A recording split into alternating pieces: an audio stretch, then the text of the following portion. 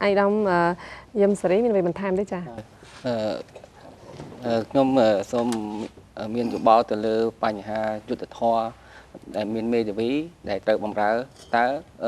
du tịch thoa miền này dạng đôi địch ai đau mặc kẹt ai đau bàn lượng lang rồi hai prom tiền lưu về thiên dụ than cà phê trên cái đó có bàn lượng lang hai phong đài bàn tay nhóm xôm mình thay nơi tẹt sẵn tu tư ẩm pi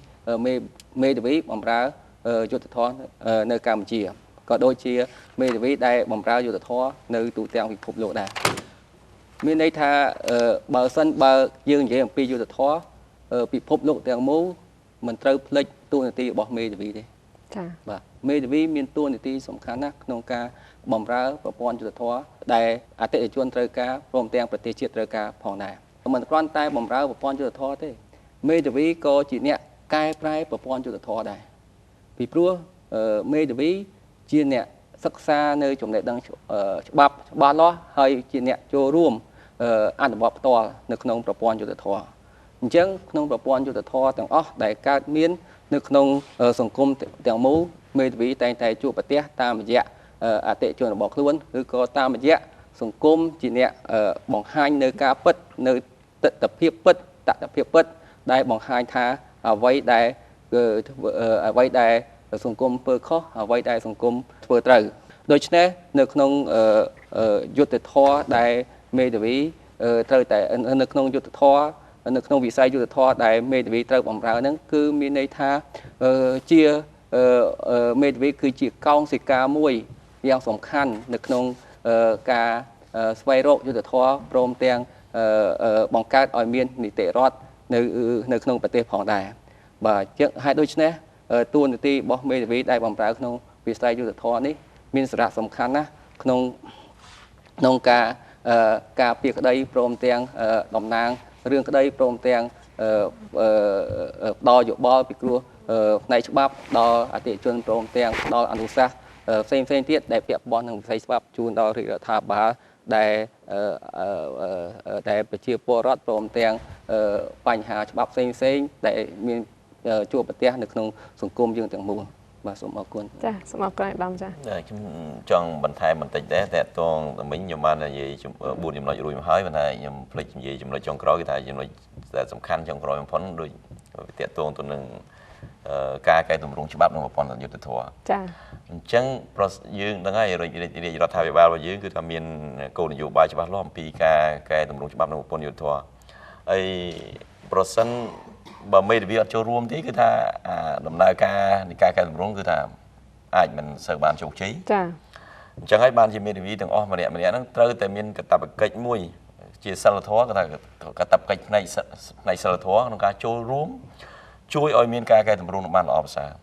ហើយដើម្បីឲ្យមានការចូលរួមហ្នឹងគឺដើម្បីឲ្យមានការកែតម្រង់គឺដល់ខ្លួនធ្វើសកម្មភាពកាលណាអត់ធ្វើសកម្មភាពអីយើងថាចូលរួមធ្វើសកម្មភាពដូចខ្ញុំជម្រាបជូនខាងដើមគឺថាដើម្បីឲ្យកែតម្រង់បានចូលរួមកម្មភាពចូលរួមកម្មភាពត្រូវដឹងថាមានបញ្ហាខ្លះហើយត្រូវខ្លួនឯងទៅធ្វើអីខ្លះណាដើម្បីកែគេបានកែឲ្យប្រព័ន្ធយុទ្ធធម៌ល្អប្រសើរបានហ្នឹងគឺចំណុចដែលសំខាន់មួយទៀតគឺមេធាវីត្រូវកែខ្លួនឯងអានេះដែលជាយោបល់របស់ខ្ញុំថាមេធាវីមុននឹងកែយើងគិតថាកាលណាយើងនិយាយកែយើងថាបានថាយើងល្អហើយប៉ុន្តែយើងធ្វើឲ្យល្អប្រសើរជាងមុនចាក្នុងន័យអញ្ចឹងដើម្បីឲ្យល្អប្រសើរជាងមុនហើយមេធាវីត្រូវតែធ្វើខ្លួនឲ្យល្អជាងមុនដែរហើយខ្ញុំមានអនុសាសន៍4ចំណុចដែលតម្រូវឲ្យគឺថាមេធាវីរបស់យើងកុំភ្លេចចំណុចទាំងអស់ហ្នឹងដើម្បីឲ្យការកែតម្រង់ច្បាប់ក្នុងប្រព័ន្ធយុត្តិធម៌ហ្នឹងមានសុក្រិតភាពបានថាមានលក្ខណៈល្អប្រសើរ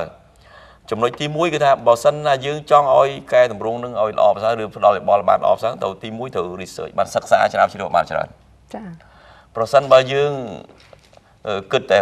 ចំណូលគិតតែការពារក្តីក្តីមិនបានស្រាវជ្រាវអំពីបញ្ហាកាលណាការស្រាវជ្រាវមាន2គឺទី1គឺទស្សនវិជ្ជាទូទៅក្នុងសង្គមរបស់យើងការអនុវត្តទូទៅទី2តើពិភពរបស់លោករបស់យើងនឹង ច្បាប់គេដើរដល់ណាហើយអញ្ចឹងកាលណាយើងដឹងពីបញ្ហាហ្នឹងបានយើងមានគំនិតក្នុងការផ្ដល់អនុសាសន៍ឬក៏ជួយឲ្យ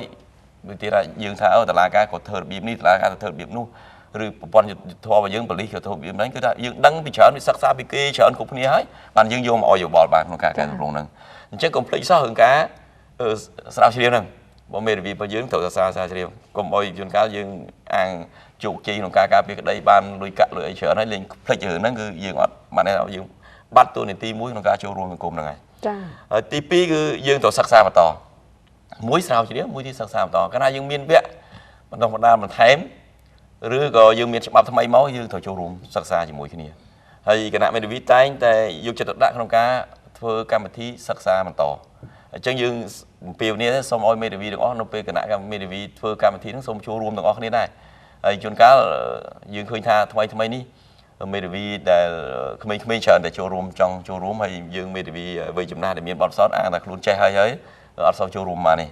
អញ្ចឹងយើងក្នុងនាមជាអ្នកដឹកនាំក្នុងក្របខ័ណ្ឌគណៈមេធាវីយើងសូមឲ្យទាំងអស់គ្នាចូលរួមបានច្រើនកាលណាជួនកាលយើងមិនថាចាស់មិនថាក្មេងកាលណាយើងទុកវាចោលយូរទៅយើងបាត់បង់យើងភ្លេច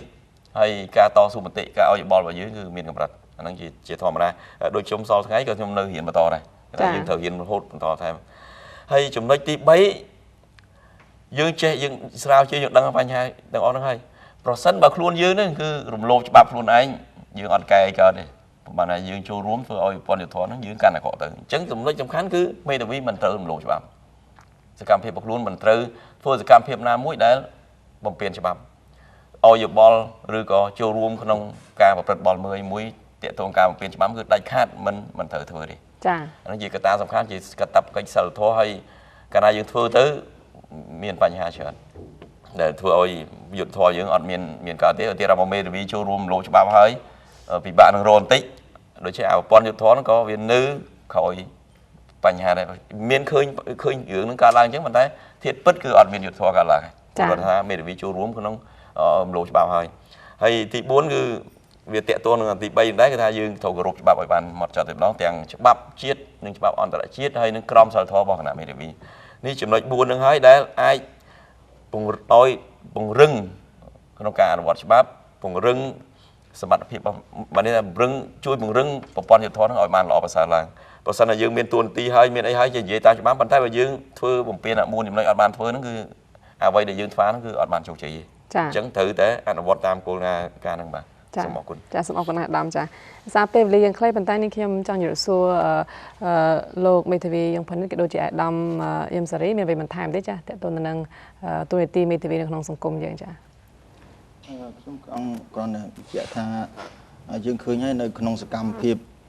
ក្នុងសង្គមសពថ្ងៃនេះជាពិសេសនៅក្នុងប្រទេសយើងនឹងសកម្មភាពរបស់មេធាវីដែលលេចធ្លោគឺក្នុងរឿងការពារក្តីនឹងតែម្ដងដូច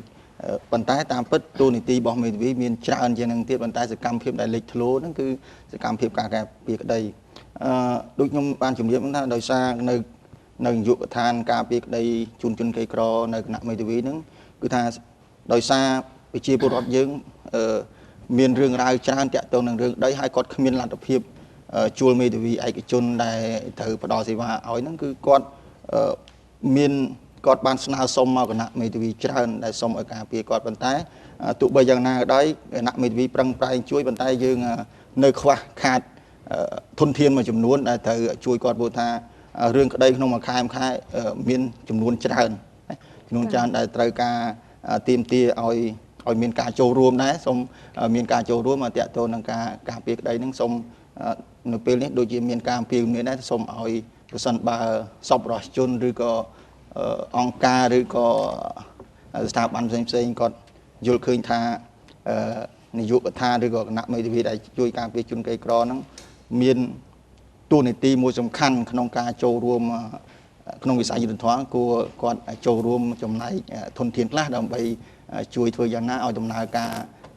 ស្ថាប័នហ្នឹងឬក៏ដំណើរការរបស់នាយកដ្ឋានហ្នឹងបានល្អប្រសើរចាសូមអរគុណចាអាដាមយឹមសារីសូមជើញចាមានបន្ថែមបាទខ្ញុំគិតថាវិស័យយុត្តិធម៌នេះគឺមានន័យថាមេធាវីក៏ដូចជាប្រព័ន្ធតុលាការដែរទៅរួមចម្បាច់ចូលគ្នាដើម្បីរកយុត្តិធម៌ឲ្យប្រជារាស្ត្រមានតែ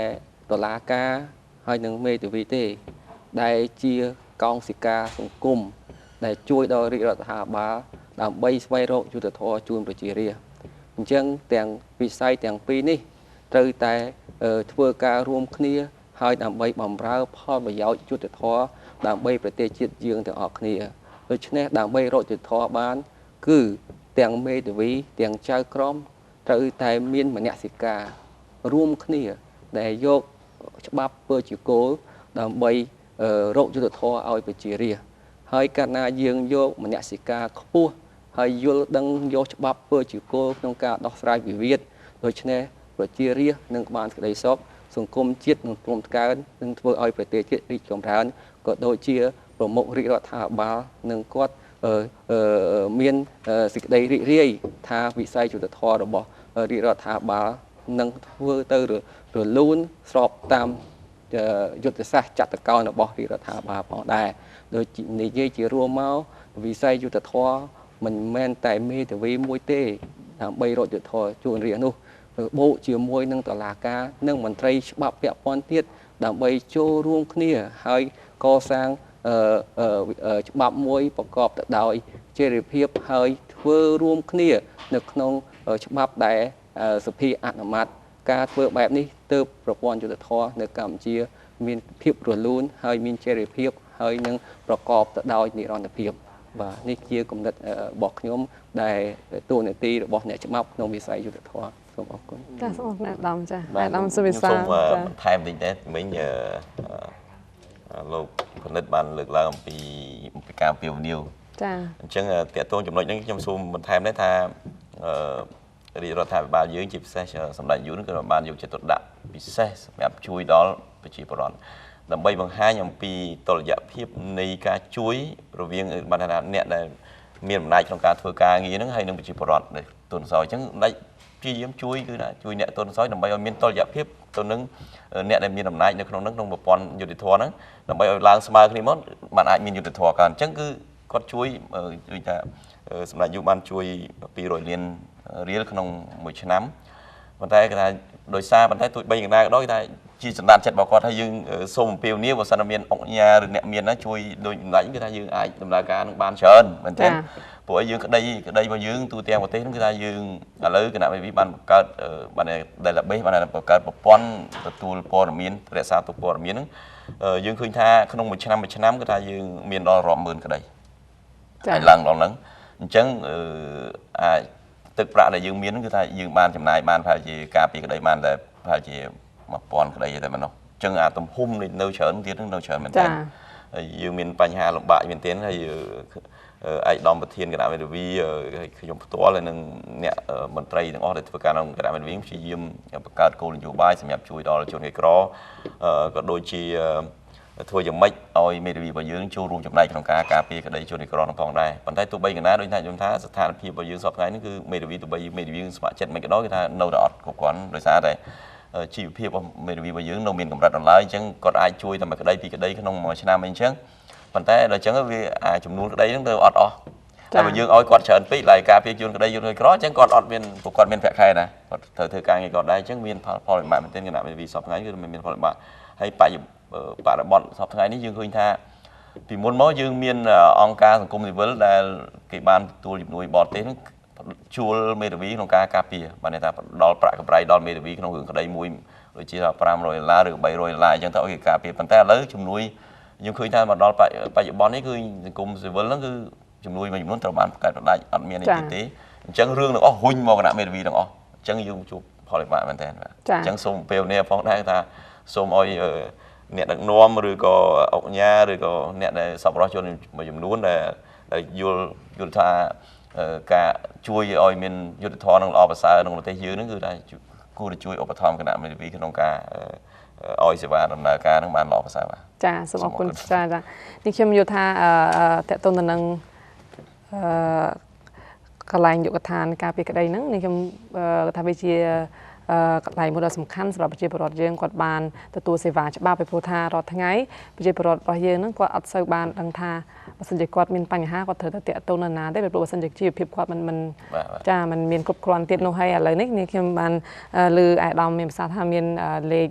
hotline ចាដែលអាចគាត់ ខទៅសួរអញ្ចឹងកាត់បន្ថយនៅការចម្ងល់របស់គាត់ច្រើនដែរជួនកាលតាមរយៈបណ្ដាសារព័ត៌មានយើងផ្សាយឯប៉ុន្តែបងប្អូនយើងមួយចំនួនក៏គាត់មិនទាន់មានទូរទស្សន៍ឬក៏គាត់មិនបានមានការអានកាសែតឬក៏អីអញ្ចឹងពិបាកក្នុងការតែគាត់អាចទទួលយល់ដឹងនៅប្រព័ន្ធច្បាប់ចាហើយនេះខ្ញុំក៏សូមអរគុណចំពោះអាយដាមសុវិសាលអាយដាមយឹមសារីក៏ដូចជាលោកមេធាវីយងផានិតចាដែលបានចូលរួមនៅក្នុងកម្មវិធីរបស់យើងពាក់ព័ន្ធទៅនឹងបង្ហាញការទូនីតិមេធាវីក្នុងសង្គមព្រោះថាបងប្អូនយើងមួយចំនួនដូចជាលោកមេធាវីយើងផលិតមានប្រសាសន៍អញ្ចឹងថាគាត់អត់ដឹងទេគាត់គិតថាមេធាវីគឺមានទូនីតិភាគច្រើនសំខាន់គឺការពីក្តីទេមិនដឹងថាមេធាវីមានផ្ដល់ទូនីតិអ្វីខ្លះដល់សង្គមយើងចាអញ្ចឹងនៅក្នុងសប្តាហ៍នេះគឺថាអាយដាមក៏ដូចជាលោកមេធាវីនឹងចូលរួមបកស្រាយយ៉ាងក្បោះក្បាយច្រើនមែនទែនតើតឹងទៅនឹងទូនីតិនេះខ្ញុំគិតថានេះគ្រាន់ជាផ្នែកតូចមួយទេចានៅមានចំណុចជាច្រើនទៀតដែលយើងចង់ជម្រាបជូនដល់ប្រជាពលរដ្ឋប៉ុន្តែសារពេលវេលាយើងខ្លីអញ្ចឹងយើងលើកយកតែមួយផ្នែកសិនហើយសប្តាហ៍ក្រោយយើងនឹងលើកផ្នែកមួយទៀតតទៅនឹងទូនីតិមេធាវីនៅក្នុងក្តីព្រមត្តនមិនអញ្ចឹងចាដែលមានវាគ្មិនទាំង3រូបដដែលចូលរួមនៅក្នុងកម្មវិធីរបស់យើងហើយសប្តាហ៍នេះខ្ញុំក៏សូមអរគុណចំពោះអាយដាមសុវិសាសាជាថ្មីអាយដាមយឹមសារីក៏ដូចជាលោកមេធាវីយងផានិតផងដែរសូមអរគុណចាសសូមគោរពលាចាបាទអរគុណចាលោកអសេនិងកញ្ញាទីក្រុមជាទីមន្ត្រីចាលោកអ្នកទៅបានតាមទស្សនាកម្មវិធីច្បាប់ដែលសប្តាហ៍នេះគឺកម្មវិធីយើងលើកយកអំពីទូនីតិមេធាវីក្នុងសង្គមចាជូនលោកអសេនិងកញ្ញាបានទទួលជ្រាបតកតងទៅនឹង